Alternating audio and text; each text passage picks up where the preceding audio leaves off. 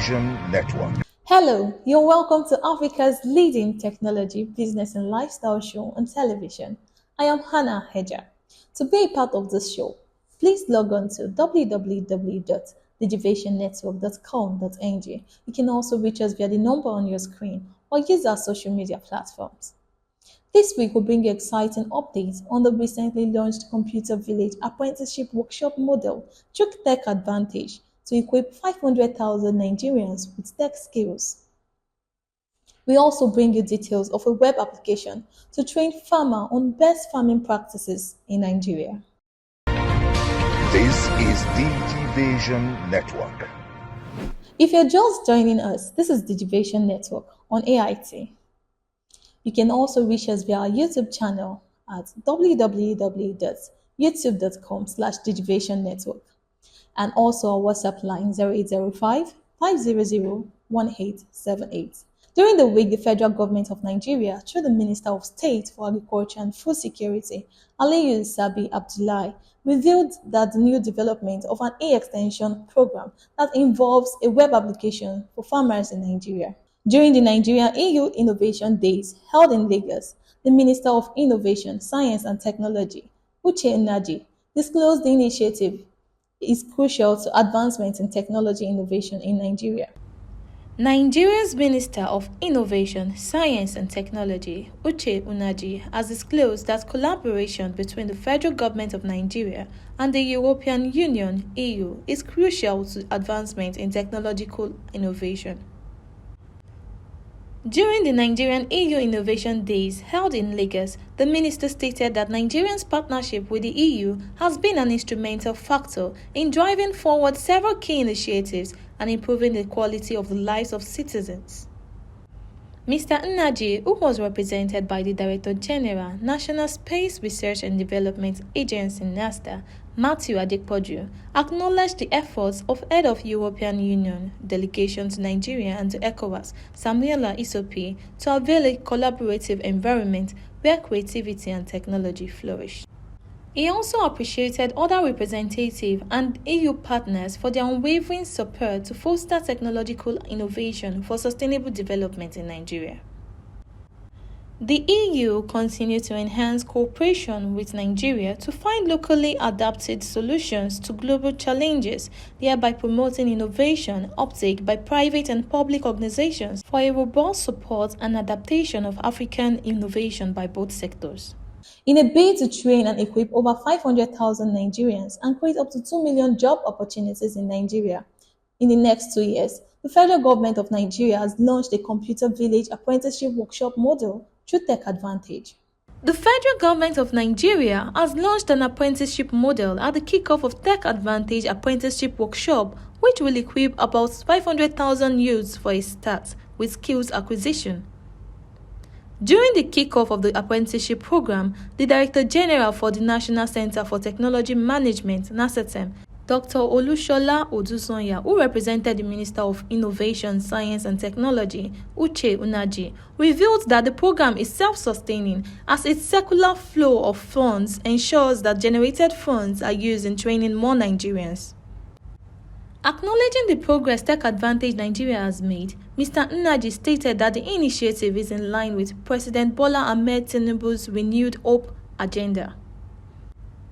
He stated further that the goal of the initiative is to expand the Computer Village Apprenticeship model with online learning methods, making it accessible nationwide while creating job opportunities. The techadvantage Apprenticeship Workshop targets to create 2 million jobs in the next 2 years, thereby alleviating the 5% unemployment rate in Nigeria by availing opportunities for empowerment with acquisition of global certificates and technical benefits from local mentorship in order to drive sustainable development across Nigeria. You're watching Digivision Network on AIT. I am Hannah Hedger. Before we let you go, we bring you other exciting stories that made rounds this week.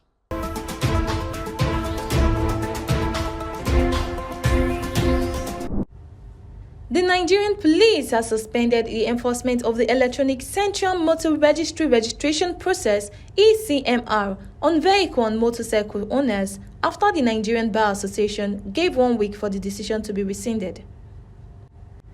In a press release issued by ACP Olumiyiwa Adejobi for the Inspector General of Police Force Headquarters, Abuja, NPF highlighted the effectiveness and benefits of the ECMR initiative to vehicle and motorcycle owners, while affirming the suspension of the enforcement by the Inspector General of Police, Kayode Adeolu Egbetokun.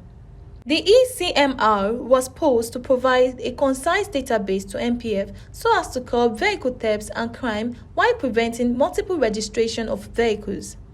However, some Nigerians disagree, stating that it was not the duty of the police to issue such document.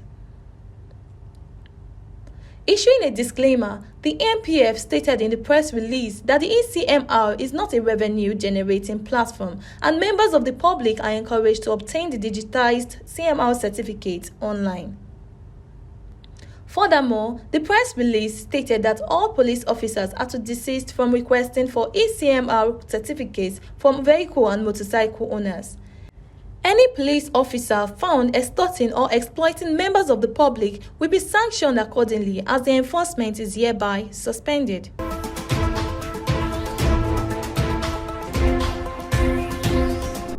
The Group Executive Officer of the Nigerian National Petroleum Company Limited, Mele Kyari, has confirmed that NNPCL and the oil and gas industry are readily restoring production in the country, thereby making it possible for Nigeria to become a net exporter of petroleum by the end of the year. Kyari revealed this at the National Assembly during a meeting with the stakeholders of the nation's economy, in which economic growth, policy implementation, and how the masses can be supported as inflation soars were discussed. According to him, Nigeria will begin a combination of production with Dangote Refinery and other producing companies in the oil and gas sector.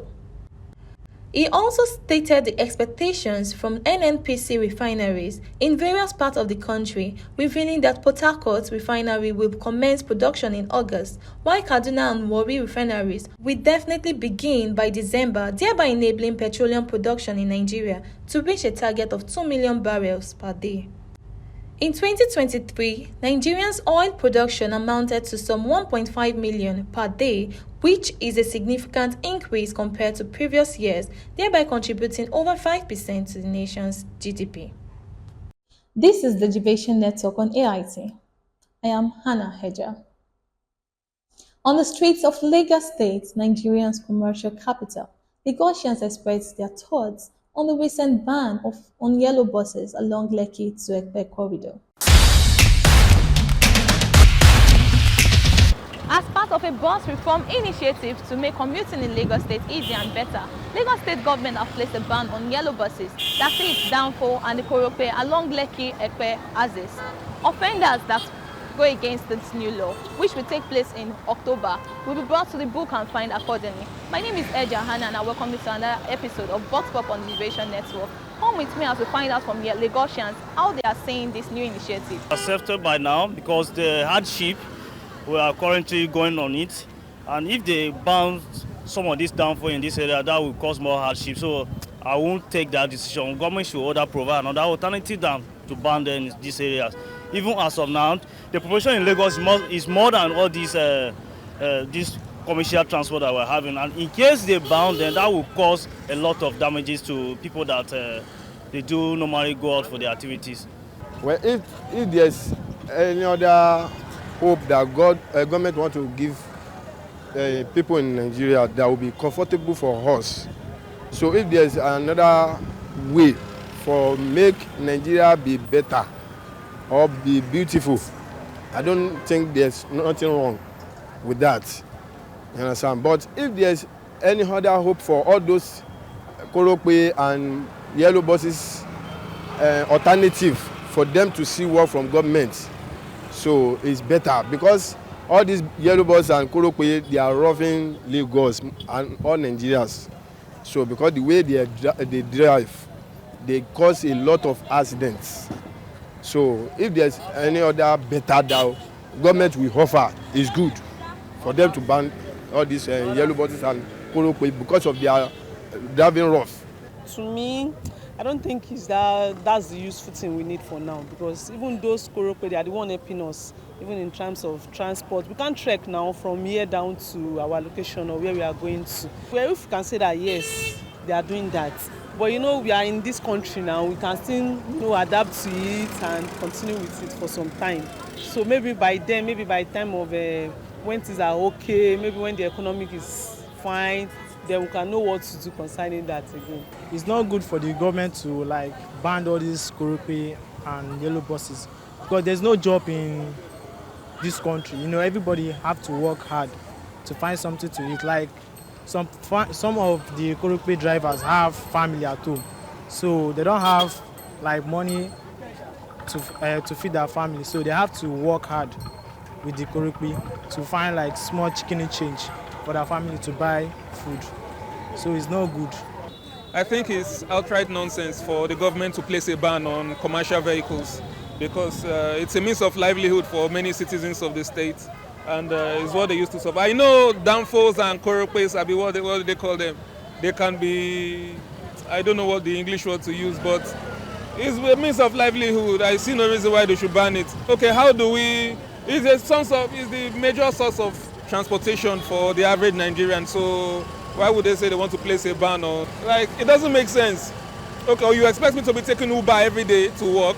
Most times I can just jump on Korope or jump on Okada or jump on this. Now you're telling me you want to ban it. For what? It doesn't make sense. It makes no sense. Fuel subsidy. Revoke the fuel subsidy and look for things to do in government, not place a ban on this, say you want to ban this and ban this. To banning these yellow bus, because when you see them sometimes, the way they behave, if we passenger wey they enter and we complain sometimes, we fight conductor. Some of them no have manner, some of them do anyhow. No be all of them, as we bad head is spoil the good head.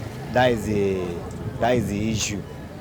So to ban them is not to banning them in that area, it cannot effect reach here because the reason of that place, when we go to that place, we see the environment of that place, of this mainland here. So it's a totally different issue because some of them they need orientation. I think it's going to affect the passengers a lot because one, they promised to provide enough BRT buses before, which they didn't, and taking Uber will be more expensive. Checking the rate at which we take Uber these days is high. Since they announced first subsidy gone.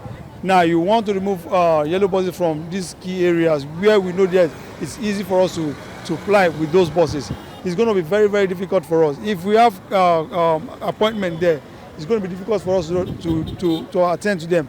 Though really, most of the appointments now are done online, but most at times you need to be physical with your clients and other things to close your business. But I don't know, it's going to be very, very difficult. And if it extends to this area, I don't think the government can handle it. It's going to cause a lot of problems. I'm not surprised to hear that. I'm not surprised to see things like that.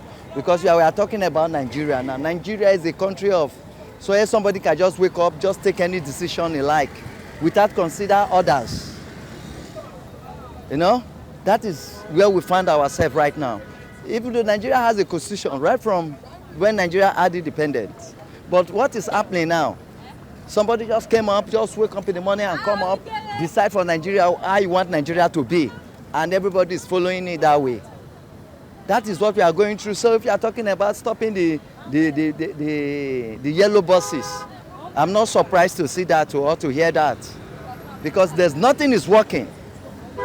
Even though you look everywhere, people are trekking, look everywhere, people are hungry, look at everywhere, no hospital, nothing. Even though it's called the last man, called the yellow fever, you can see them in Ireland here. The way they even see whole people unnecessarily collect money from people with no reasons.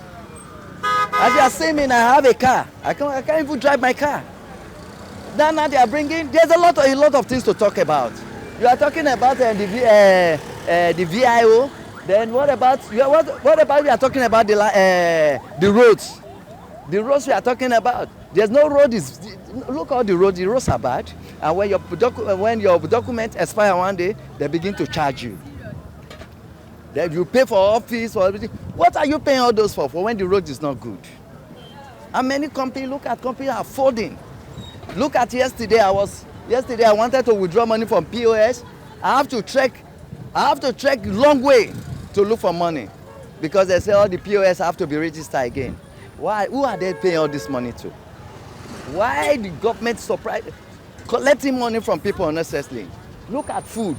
So look at light. So which area are you talking about? So that is just the problem.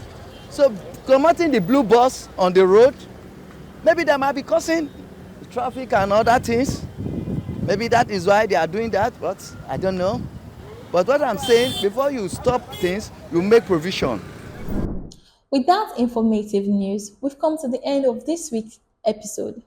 For details, reach us via WhatsApp on 0805 500 1878. See you again next week. I am Hannah Hedger. Bye.